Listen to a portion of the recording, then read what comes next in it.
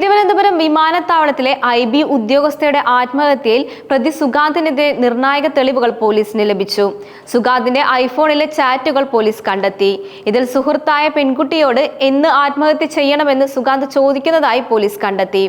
സുഗാന്തിന്റെ ആവർത്തിച്ചുള്ള ചോദ്യത്തിന് പെൺകുട്ടി മറുപടി നൽകിയതും കണ്ടെത്തിയിട്ടുണ്ട്. ആഗസ്റ്റ് 9-നാണ് മരിക്കുമെന്ന് പെൺകുട്ടി മറുപടി നൽകിയിരിക്കുന്നത്. ടെലഗ്രാമിലൂടെയുള്ള ഇരുവരുടെയും ചാറ്റാണ് പോലീസ് കണ്ടെത്തിയത്.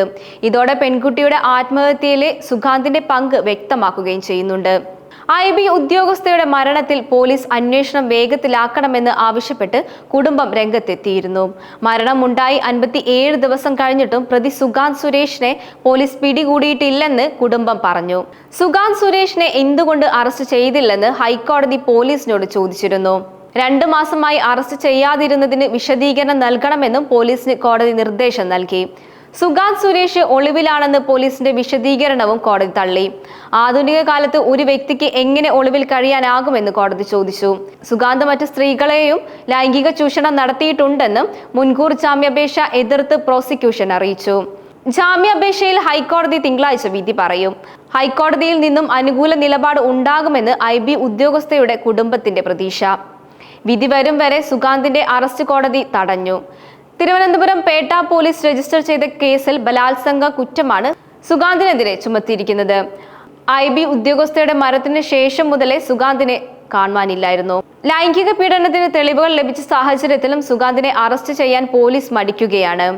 മാർച്ച് 24-നാണ് തിരുവനന്തപുരം വിമാനത്താവളത്തിൽ നിന്നും ജോലി കഴിഞ്ഞ് ഇറങ്ങിയ IB ഉദ്യോഗസ്ഥയെ ട്രെയിൻ തട്ടി മരിച്ച നിലയിൽ കണ്ടെത്തിയത്.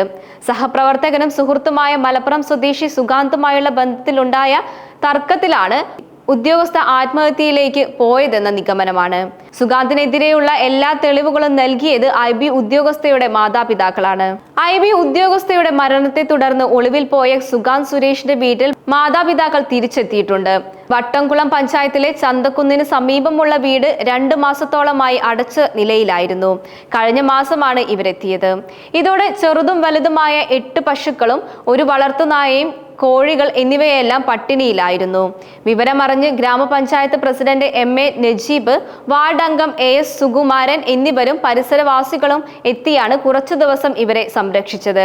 പിന്നീട് ഗ്രാമപഞ്ചായത്ത് മൃഗാശുപത്രിയിലെ ഡോക്ടർ NM മായയും പ്രത്യേക യോഗം ചേർന്ന് ഇവയെ വട്ടക്കുളം ഡയറി ഫാം അസോസിയേഷന്റെ സഹായത്തോടെ വട്ടക്കുളം ചെങ്ങന്നൂർ റോട്ടിലെ ഫാമിലേക്ക് മാറ്റി. അന്നു മുതൽ അസോസിയേഷൻ പ്രവർത്തകരായ തൈക്കോട്ടെ ലത്തീഫിന്റെ നേതൃത്വത്തിലാണ് ഇവരെ സംരക്ഷിക്കുന്നത്. പിന്നീട് സുഗാന്ത് സുരേഷിന്റെ മാതാപിതാക്കൾ പോലീസിന് മുന്നിൽ നേരിട്ട് ഹാജരായതോടെയാണ് ഇവർക്ക് വീട്ടിൽ താമസിക്കാനുള്ള സാഹചര്യം ഒരുക്കിയത്. പഞ്ചായത്ത് അപേക്ഷ നൽകിയതിനെ തുടർന്ന് ഡയറി ഫാമിൽ നിന്നും വളർത്തുമൃഗങ്ങളെ ഏറ്റുവാങ്ങി. സംരക്ഷിക്കാൻ ചെലവായ 10,120 രൂപ ലത്തീഫിന് നൽകി. അതിനുശേഷവും പോലീസിന് സുഗാന്തിനെ കണ്ടെത്താനായിട്ടില്ല.